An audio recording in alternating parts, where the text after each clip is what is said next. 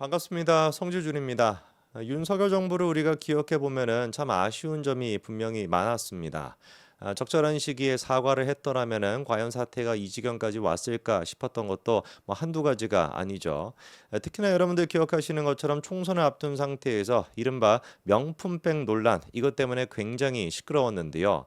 뭐 저 개인적인 생각은 그렇습니다. 오늘 일단 영상을 통해서 말씀드리고자 하는 것은 민주당이 한 명의 어떤 안타까운 사고 그리고 또 한 명의 어떤 안타까운 죽음을 어떤 식으로 정치적으로 이용해 먹는지 그리고 민주당뿐만 아니라 거기에 기생하고 있는 언론들도 어떤 식으로 그거를 갖다가 왜곡 날조를 해가지고 프레임을 갖다가 만드는지 그 역겨운 모습에 대해 가지고 지적을 하려고 합니다만 물론 이제 우리가 생각해 본다면 그거는 맞는 말이긴 맞는 말이죠. 그때 정말 그냥 깨끗하게 사과하고 깨끗하게 그냥 넘겼으면은 사실상 이게 법적으로 문제가 안 되는 문제거든요. 애당초 그 법적인 대상 자체에 김건희 여사 같은 경우는 해당이 없기 때문에 설령 그게 무슨 뭐 받았다라고 해도 이게 법적으로는 기소할 수가 없는 그런 상태였습니다. 아예 그러면 그냥 깔끔하게 검찰 조사를 받게끔 하고 그리고 김건희 여사가 깔끔하게 조사받고 그리고 대국민 사과 같은 거 해가지고 도의적인 책임만 졌다라고 한다면은 지금 저 논란이 되고 있는 특검이 저렇게 난리치고 있는 것까지 이어졌을까라고 하는 아쉬움이 분명히 있죠. 뭐 그런데 뭐 어떻게 하겠습니까? 아쉬움이야. 아쉬움으로 우리가 뒤로 남겨놓는 것이고 오늘 저희가 봐야 되는 것은 지금 이 순간에도 2024년도에 나왔던 그 이야기가 어떤 식으로 정치적으로 악용되고 이용되고 있는지 이 역겨운 진짜 민주당과 이 언론들의 모습에 대해서 지적을 좀 해보고자 합니다. 요 기사 여러분 기억하실 겁니다. 이게 이제 2024년도 8월 8일이었습니다. 8월 8일인데 권익위의 부패방지 국장 직무대리를 맡았던 분이 안타깝게도 극단 선택을 했다라는 거였죠. 그렇죠? 하필이면 이분이 또 직무대리를 맡고 계셨는데 담당했던 사건이 큼지막한 사건들이었습니다. 김건희 여사의 명품 가방 수수 의혹 사건 그리고 또 이재명의 응급 헬기 이용 사건 요 두 가지였죠. 뭐 기억이 다 새록새록 나실 것 같아요. 그때 뭐 젓가락으로 뭐 찔렀느니 무슨 뭐로 찔렀느니 그거를 가지고도 난리가 났었습니다만 당시 이제 그 헬기 사건의 핵심은 뭐였습니까? 그 특유의 민주당 특유의 권위의식이었죠.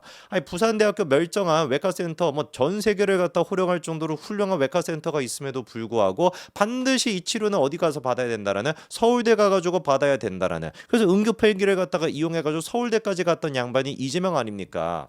정말 지금도 저는 국민의힘을 보면서 답답하고 열이 받는 게 뭐냐면은 만약에 거꾸로 그게 국민의힘 쪽에서였다라고 쳐보자고요. 영부인이 됐거나 대통령이 됐거나 뭐 응급한 상황이 아닌데 의사가 그때 이제 이재명에 대해 가지고 응급한 상황이니까 부산대에서 치료를 받아야 된다라고 의사가 얘기를 했는데 그거를 뿌리치고 야 됐어 난 무조건 서울대 갈 거야 라고 해가지고 갔으면은 이거 뭐 탄핵당하지 않았겠습니까? 진작에 그때부터 민주당 애들 같은 경우는 잘못된 거를 갖다 덮기를 잘하고 아무 문제가 없는 거를 갖다가 문제로 만들어내는 것도 잘하는데 국민의힘은 문제가 있는 거를 문제가 있는 거라고 하는 것조차도 못하는 거 아니에요. 뭐하러 이런 당이 도대체 존재하는지를 모르겠습니다. 응급핵이 그게 얼마나 심각한 문제입니까?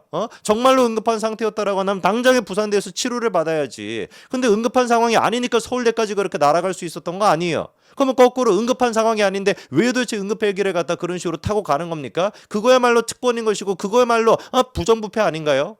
아무도 그거에 대해서 얘기하지 않았습니다. 뭐 어쨌거나 또 얘기하다 보니까 열이 받는데 당시 이제 이 극단 선택을 했던 분이 남겼던 얘기가 뭐였습니까?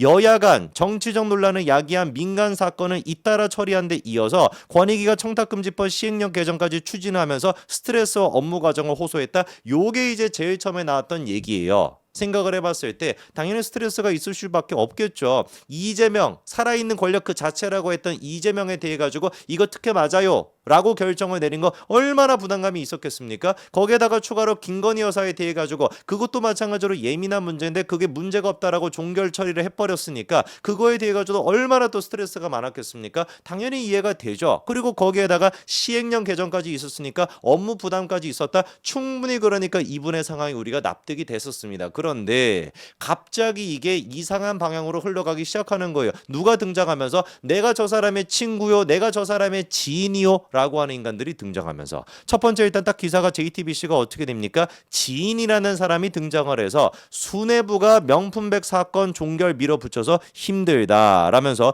6월 27일가도 뭐 지인과 통화를 했다는 것이고 지난 6일에도 지인과 뭐 카카오톡 메신저를 통해 가지고 다 하나같이 메시지가 모였다라는 거예요. 명품백 사건 종결을 밀어붙여 힘들다라는 것인데 여러분들이 직접 한번 읽어보십시오. 6월 27일에 했다라고 하는 얘기 그리고 또 6일날 카톡을 나눴던 얘기 거기에 구체적으로 명품백 사건 때문에 힘들다 그런 얘기가 들어가 있지 않습니다. 제가 무슨 말하고 싶은지 이해가 되십니까? 충분히 납득이 된다니까요. 여당한테도 예민한 문제, 야당한테도 예민한 문제 그 두 가지를 다 건드렸으니까 심적으로 불안감을 느꼈을 것이다. 거기에다 시행령까지 있으니까 업무 과다가 됐을 것이다. 요까지만 얘기가 나온다면은 충분히 이분의 그 상황이 납득이 되는데 지인이라고 하는 알 수 없는 정체를 알 수도 없고 그리고 이분이 이미 돌아가신 뒤잖아요. 그러니까 어떤 의도로 얘기했는지도 모릅니다. 그런데 그 지인이라고 하는 것들이 등장을 해가지고 야 그런 것 때문에 그런 게 아니야. 뭐 다른 것 때문에 그런 게 아니라 무조건 명품 때문에 그런 거야 라는 식으로 몰아가는 거 너무나 소름 끼치지 않습니까? 한두 사람이 아니었어요. 그리고 난 다음에 권익위의 전 간부였다라고 하는 인간이 또 등장하면서 명품백 사건 처리가 잘못됐다라고 자기한테 토로했대. 무슨 근거로? 뭔 얘기를 가지고? 아무것도 없는 거 아니겠습니까? 그러면서 딱 이런 얘기가 나오니까 MBC 같은 애들이 딱 껴가지고 권익위 관계자 A, 권익위 관계자 B 이런 식으로 계속 해가지고 뭐를 갖다가 만들어내는 거예요. 아, 이 사람이 극단 선택을 했던 건 뭐 때문인 것이었다? 김건희 여사의 그 명품백 때문이었다. 이런 식으로 확정적으로 밀어붙이는 겁니다. 정말 그것 때문에 그분이 그런 선택을 했을까요? 그거 말고 제가 봤었을 때는 이재명의 헬기에 대해 가지고 그게 특혜가 맞다라고 결정을 내린 거 그것 때문에 개딸들로부터 얼마나 공격을 받았겠습니까? 상상이나 되십니까? 그것뿐만 아니라 김건희 여사의 명품백을 종결했다라고 하는 거에 대해서 누가 비판하겠습니까? 상식적으로 야 이거 절대로 종결해서는 안 돼 라고 주장할 법한 애들이 누구겠습니까? 개딸들 아닌가요? 아니 그러면은 이재명의 문제가 됐거나 김건희의 문제가 됐거나 양쪽의 문제에 대해서 개거품을 물면서 공격했을 법한 인간 이 지금 권익위 직무대행을 맡았던 분을 갖다가 극단 선택을 할 만큼 스트레스를 갖다가 줬던 인간들 그 인간들은 누군가요? 민주당과 개딸들 아닌가요? 그렇지 않습니까? 오히려 지들이 그러니까 그 한 사람의 인생을 갖다가 파국으로 파멸로 이끌고 난 뒤에 그분이 극단 선택을 하고 난 뒤에는 아무런 자기가 잘못도 안 했다라는 것처럼 지들이 그렇게 못 살게 굴고 지들이 그렇게 공격을 해가지고 극단 선택을 한 것인데 아무런 그거에 대한 사과도 없이 오히려 뻔뻔하게 김건희 여사의 명품백 때문에 이 사람이 극단 선택을 했다라고 몰아가는 거 이게 사람입니까? 이 인간들이 인간입니까? 그리고 난 다음에 1년의 시간이 지난 이 시점에 이런 지금 기사가 나오는 겁니다. 뭐라는 거예요? 유족이 일주기를 앞두고 마지막 메시지를 갖다가 공개를 했다라는 것인데 저는 정말 모르겠습니다. 이 유족의 어떤 그 또 다른 뜻이 있을 거라고 믿고는 싶습니다만 제가 만약에 유족이라고 한다면 자기의 어떤 그 아버지가 자기의 남편이 자기의 어떤 자식이 정치적으로 또다시 이렇게 논란의 한가운데로 들어가는 거를 저는 너무나 그게 싫을 것 같거든요. 여러분들 같으면은 그게 좋겠습니까? 이런 지금 기사가 나오게 된다면 또다시만 여러 가지 얘기에 한가운데로 들어가게 되는 것인데 그거를 유족들이 정말로 유족이라고 한다면 원할 수 있을까요? 저는 그게 안 될 것 같습니다. 정말 어떤 정치적인 목적이 있지 않고서야 이재명 정부를 위해 가지고 윤석열과 김건희의 특검 같은 거를 갖다가 뭔가 조금 더 잘 되게끔 하겠다라는 그 정치적인 목적이 있지 않고서야 이런 식의 어떤 얘기를 공개하기는 정말 저는 못할 것 같아요. 제가 만약에 유족이었다라고 한다면 뭐 이분들은 뭐 생각이 다른가 보죠. 어떤 내용을 공개했는지를 그래서 좀 상식적으로 납득이 안 되지 않습니까? 돌아가신 분의 카톡을 갖다 이렇게 뒤져가지고 이런 얘기가 있었는데 캡처를 해가지고 기자한테 보내서 기사화가 되게끔 한다라는 게 1년이나 지난 이 시점에 그게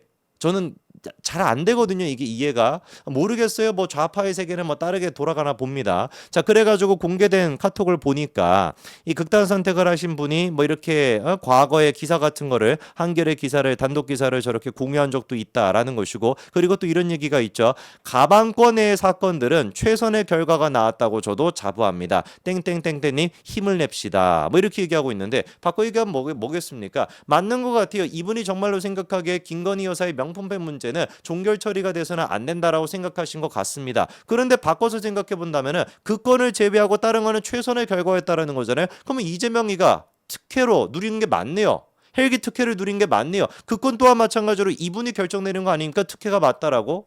그렇지 않습니까? 그리고 그 두 건에 대해 가지고 공격했던 장본인들은 누굽니까? 개딸들이라는 사실도 변하지 않는 것이죠. 그리고 또 공개된 거를 보니까 제 잘못은 뭐 저렇게 치르려고 한다는 것이고 뭐 이 방법밖에 없다라는 것이죠. 그렇죠?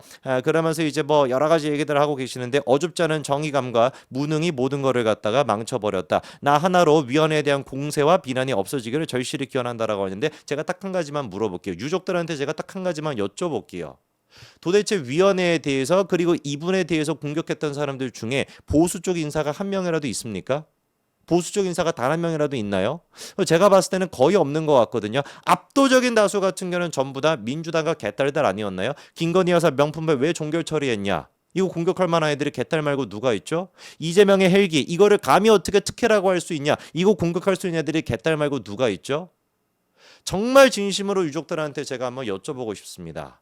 여러분의 아버지와 자식과 남편을 그런 식으로 몰아붙였던 인간은 누군지, 그 누군지가 누구라고 생각이 드신다라고 한다면 제가 봤을 때 저는 이런 행동을 지금 못할 것 같습니다. 참으로 씁쓸하고 안타깝네요. 여기까지 말씀드리겠습니다. 감사합니다.